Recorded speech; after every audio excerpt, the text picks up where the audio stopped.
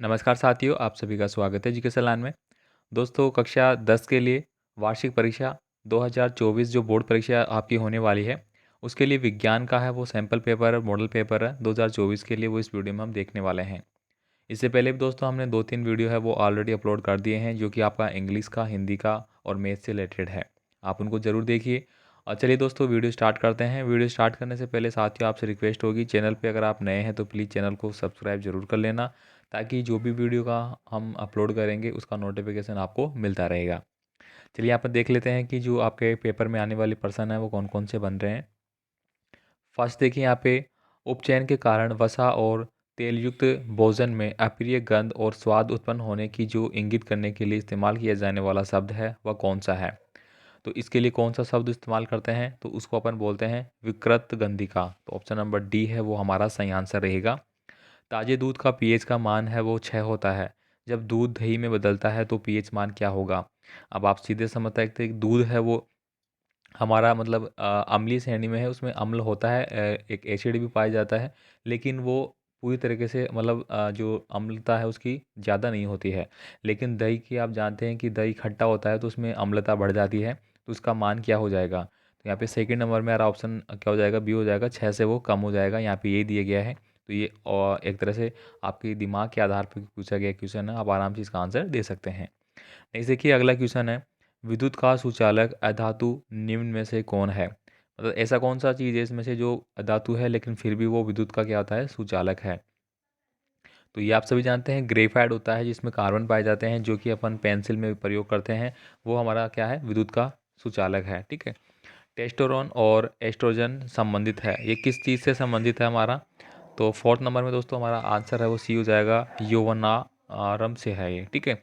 यानी कि जैसे ही दोस्तों आप देखेंगे कि जो हमारी युवा अवस्था स्टार्ट होती है, किशोर अवस्था स्टार्ट होती है, तो ये दो प्रकार के जो हार्मोन्स है वो हमारी बॉडी में स्टार्ट हो जाते हैं बनना। ठीक है। जिसमें एक टेस्टोस्टेरोन होता है और एक एस्ट्रोजन होता है, एक महिलाओं में होता है और एक पुरुषों में होता है। ठीक है।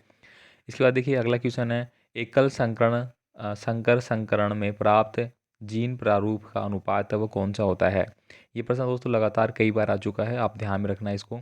तो फिफ्थ नंबर में हमारा बी हो जाएगा, 1:2:1। ठीक है, ऑप्शन नंबर बी हो जाएगा। जल का अपवर्तनांक है वो कितना होता है। तो सिक्स नंबर में मेरा आंसर क्या हो जाएगा, ऑप्शन नंबर बी हो जाएगा, 1.33। ये हमारा क्या हो जाएगा, सही आंसर हो जाएगा। दोस्तों मैं फिर से आपसे रिक्वेस्ट करूंगा कि प्लीज़ चैनल को सब्सक्राइब जरूर कर लेना। और इसके अलावा दोस्तों अर्धवार्षिक परीक्षाओं के पेपर है वो भी आपको डिस्ट्रीब्यूट किए जा रहे हैं, वो भी आपको समझाए जा रहे हैं, जो आपके एग्ज़ाम में आने वाले हैं उनको भी आप ज़रूर देख लेना, ताकि अर्धवार्षिक का भी आपका स्कोर अच्छा बन जाएगा। यहाँ पे देखिए अगला क्वेश्चन है, पुनरुद्भवन यानी कि पुनर्जनन द्वारा जनन जो होता है उसको अपन क्या बोलते हैं। तो सेवन नंबर में मेरा आंसर ऑप्शन नंबर बी हो जाएगा, प्लेन एरिया उसको बोला जाता है। आगे देखिए, रेटिना पर किसी वस्तु का जो प्रतिबिंब है वो किस प्रकार से बनता है। बहुत बार आया हुआ क्वेश्चन है। रेटिना पर जो भी प्रतिबिंब बनता है वो उल्टा और वास्तविक होता है। ठीक है।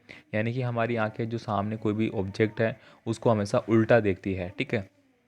और वो वास्तविक होता है, मतलब सत्य होता है। लेकिन हमारी आँखों में जो इतनी बहुत कम माइनर सेकंड में इतनी तेज़ी से कार्य होता है कि वो जो वस्तु हम देख रहे हैं वो हमें सीधी दिखाई देती है, लेकिन वास्तविक रूप से वो क्या होती है, उल्टा और वास्तविक होता है। ठीक है। इसके बाद देखिए, जब किसी चालक तार से विद्युत धारा प्रवाहित होती है तो गतिशील कण है वो क्या होते हैं। यानी कि सीधी सी बात है, ये मेरा कोई तार है, इसमें जो गतिशील कण जो चल रहे हैं उनको अपन क्या बोलते हैं, इलेक्ट्रॉन बोलते हैं। ठीक है। तो ऑप्शन नंबर डी है वो मेरा सही आंसर हो जाएगा। ठीक है। इलेक्ट्रॉन यानी कि आपने पढ़ा होगा कि कोई भी परमाणु है उसकी बाह्यतम कक्षा में जो मूवमेंट करते हैं वो इलेक्ट्रॉन कहलाते हैं। अंदर नाभिक में क्या होते हैं, आपके प्रोटॉन और न्यूट्रॉन पाए जाते हैं। ठीक है। आगे देखिए यहाँ पे सौर सेलों की जो रचना की जाती है वो किस प्रकार की होती है, धातु से या विद्युत रोधों से, अर्धचालकों से, या फिर इनमें से कोई नहीं।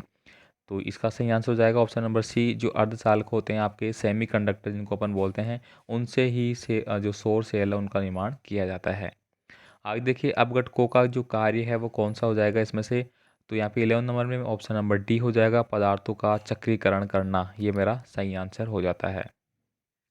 नेक्स्ट देखिए अगला क्वेश्चन है, राजस्थान में जल संरक्षण की पुरानी जो संकल्पना है वो किस प्रकार की संकल्पना है। तो यहाँ पे मेरा सही आंसर हो जाएगा ऑप्शन नंबर डी, इसको अपन बोलते हैं खादेन। नेक्स्ट देखिए, यहाँ पे रिक्त स्थानों की पूर्ति करने वाले क्वेश्चन है। यहाँ पे देखिए, कार्बन परमाणु के मध्य द्वि एवं त्रि आबंध युक्त यौगिक जो होते हैं वो क्या कहलाते हैं। तो अपन को क्या बोलेंगे, असंतृप्त यौगिक बोलते हैं। ऑलरेडी लिखा हुआ मिल जाएगा आपको। कार्बन तथा हाइड्रोजन से बने यौगिक को अपन हाइड्रोकार्बन कहते हैं, तो ये भी आपको यहाँ पे लिख दिया है मैंने। साथ ही साथ इसकी पीडीएफ फाइल दोस्तों आपको टेलीग्राम और व्हाट्सएप ग्रुप से मिल जाएगी। लिंक आपको डिस्क्रिप्शन बॉक्स में दिया गया है, या फिर आप हमारे चैनल के अबाउट सेक्शन में जाके भी आपको सारे लिंक है वो मिल जाएंगे, जहाँ से आप हमें फॉलो करके डायरेक्ट कोई भी आपका मैसेज कर सकते हैं। अगला देखिए यहाँ पे, स्वपोषी जीव की कार्बन तथा ऊर्जा की जो आवश्यकताएं हैं उनको कौन पूरी करता है, तो प्रकाश संश्लेषण के माध्यम से होती है और वो इनको पूरा करता है। हमारे शरीर में नियंत्रण एवं समन्वय का कार्य तंत्रिका तंत्र और किस तंत्र के द्वारा किया जाता है, तो वो किया जाता है अंतःस्रावी जो हमारे तंत्र है, अंतःस्रावी जो ग्रंथियां है उनके माध्यम से किया जाता है। परिपाटी के अनुसार किसी विद्युत परिपथ में किसके प्रवाह की दिशा के विपरीत दिशा को विद्युत धारा का दिशा माना जाता है, तो किसके, इलेक्ट्रॉन। ठीक है, यहाँ मेरा आंसर हो जाएगा इलेक्ट्रॉन। नेक्स्ट देखिए, प्रेरित विद्युत धारा की दिशा फ्लेमिंग के दक्षिण हस्त, दक्षिण हस्त का मतलब क्या हो गया, दाहिना हाथ। ठीक है, दायां हाथ नियम के हिसाब से चलता है। ठीक है, आपने पढ़ा होगा दायां हाथ के नियम के हिसाब से। ठीक है, आपने अगर मैं बात करूँ इस प्रकार से, मेरा अंगूठा बन जाता, मान लीजिए इसको। ठीक है, ये मेरी उंगलियां है इस प्रकार से। ठीक है, तो ये मेरा हाथ का जो नियम मेरा लागू होता है उसमें ये फॉलो किया जाता है, इसमें अपन दक्षिण नियम इसको बोलते हैं। आगे देखिए, यहाँ पे तीसरा नंबर का क्वेश्चन है। यहाँ पे एक आपको न्यूमेरिकल दिया गया है, इसको आपको बताना है कि किस प्रकार की अभिक्रिया है।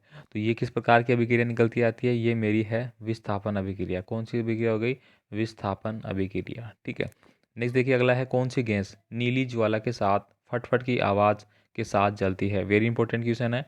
तो यहाँ पे दोस्तों मेरा आंसर क्या हो जाएगा, सेकेंड नंबर में, सेकेंड नंबर में दोस्तों हाइड्रोजन गैस हो जाएगा। कौन सी गैस हो जाएगा, हाइड्रोजन गैस मेरा बन जाएगा। ठीक है, नेक्स्ट देखिए, धातु के परिष्करण की सबसे अधिक प्रचलित जो विधि है वो कौन सी विधि कहलाएगी आपकी, तो थर्ड नंबर में मेरा आंसर हो जाएगा विद्युत अपघटनीय परीक्षण जो विधि है वो कहलाएगी यहाँ से। ठीक है, यहाँ पे एक फॉर्मूला दिया गया आपको, C494OH का IUPAC नाम है वो क्या होगा, तो इसको ब्यूटेनॉल बोलते हैं। क्या बोलते हैं अपन इसको, ब्यूटेनॉल। ठीक है, इसको अपन बोलते हैं ब्यूटेनॉल। आगे देखिए, न्यूलैंड्स की कल्पना के अनुसार प्रकृति में कुल तत्वों की जो संख्या है वो कितनी हो जाएगी यहाँ पे। ठीक है, तो फिफ्थ नंबर में मेरा आंसर क्या हो जाएगा, 56। ठीक है, कितना माना गया है, 56। आगे देखिए, प्रतिवर्ती चाप किन से मिलकर बनता है, तो दोस्तों ये हमारी आगात तंत्रिका और निर्गत तंत्रिका तथा जो मेरुरज होता है उनसे मिलकर बनता है। ठीक है, अगर देखें यहाँ पे बीजाणु के चारों ओर पाई जाने वाली जो मोटी भित्ति का कार्य है वो कौन करता है, तो ये किसके द्वारा किया जाता है, तो दोस्तों प्रतिकूल परिस्थितियों में बीजाणु की जो रक्षा है उसके लिए ये किया जाता है। ताप बढ़ने पर अर्धचालकों के प्रतिरोध पर क्या प्रभाव पड़ता है, तो दोस्तों जैसे जैसे ताप बढ़ेगा परिपथ में अतिभारण यानी कि ओवरलोड, ठीक है, अपन क्या बोलते हैं उसको इंग्लिश में, ओवर जो लोड है वो क्या हो जाएगा, बढ़ जाएगा, उसका अतिभारण हो जाएगा। नेक्स्ट प्रश्न देखिए दोस्तों, एक ही सॉकेट से एक ही समय बहुत से अधिक या विद्युत संधारित्रों को संयोजित करने से क्या होता है। संधारित्रों का मतलब क्या हो गया दोस्तों, जो हमारी कुंडली है जिसको अपन बोलते हैं, जैसे तीन प्रकार के होते हैं। एक तो प्रेरण होता है यानी कि उसको अपन कैपेसिटर बोलते हैं। ठीक है, प्रतिरोध बोलते हैं, जिसको रेजिस्टेंस बोलते हैं, इस प्रकार से। ठीक है, तो यहाँ पे पूछा जा रहा है कि संधारित्रों को अगर एक साथ संयोजित करते हैं तो इस घटना में क्या होगा, तो इसमें क्या होगा, आधे परिभ्रमण के पश्चात यानी कि हाफ जो हमारा जो होता है साइकिल, उसके बाद इसका पश्चात हो जाता है, यानी कि इसको अपन बोलते हैं पश्च भाग। ठीक है, इसके बाद देखिए यहाँ पे अगला होगा, तांबे के तार की एक आयताकार कुंडली की चुंबकीय क्षेत्र में घूर्णी गति कर रही है। इस कुंडली में प्रेरित विद्युत धारा की दिशा में कितने अभिसरण के पश्चात परिवर्तन होता है। ठीक है, तो सॉरी, ये जो ये वाला क्वेश्चन था इसका सही आंसर होगा अर्धचालक का प्रतिरोध, उसमें सॉरी गलत बोल दिया मैंने, सर्किट में विद्युत धारक संधारित्रों को एक साथ करते हैं तो इसमें क्या हो जाएगा, मेरा 9 नंबर में जो परिपथ है उसके अतिसारण हो जाएगा। ठीक है, और यहाँ पे ताप बढ़ाने से चालकों का प्रतिरोध में क्या होता है दोस्तों, अर्धचालकों का प्रतिरोध भी बढ़ जाता है। ठीक है, थोड़ा सा गलत हो गया, आप ध्यान रखना। जो 7 नंबर का 8 नंबर का था उसमें क्या होगा, प्रतिरोध का जो अर्धचालक है उसका प्रतिरोध बढ़ जाएगा। ठीक है, 10 नंबर में क्या हो जाएगा, मेरा जो अभिभरण की क्षमता है वो बढ़ जाएगी। ठीक है, इसके बाद देखिए यहाँ पे अगला क्वेश्चन है, समुद्र में कौन सी ऊर्जा प्राप्त होती है, तो दोस्तों समुद्र से हमारे देखिए आपने पढ़ा होगा, ज्वारी ऊर्जा होती है, तरंग ऊर्जा होती है, महासागरीय ऊर्जा होती है, तापीय ऊर्जा होती है, ये सारी चीज़ें हमें यहाँ से प्राप्त होती है। आगे देखिए यहाँ पे, यदि किसी परिपथ में तंत्रिका में अपघटकों की पूरी तरह से अलग अलग कर दिया जाए तो परिस्थितिकी तंत्र के कार्य करने का जो विपरीत प्रभाव है वो क्या पड़ेगा। ठीक है, तो यहाँ पे क्या होगा, खनिज प्रवाह अवरुद्ध हो जाएगा। ठीक है, तो इस प्रकार से दोस्तों आपको पेपर वो मिलने वाला है, जो कि मैंने छोटे जितने भी क्वेश्चन थे वो आपसे डिस्कस किया है। ठीक है। आई होप आपको समझ में आया होगा किस प्रकार का पेपर रहेगा, और मोस्टली पेपर है वो इसी प्रकार से बनने वाला है और बहुत सारे पर्सन आपके रिपीट भी रहेंगे। ठीक है, मिलते हैं अगले पेपर के साथ। धन्यवाद।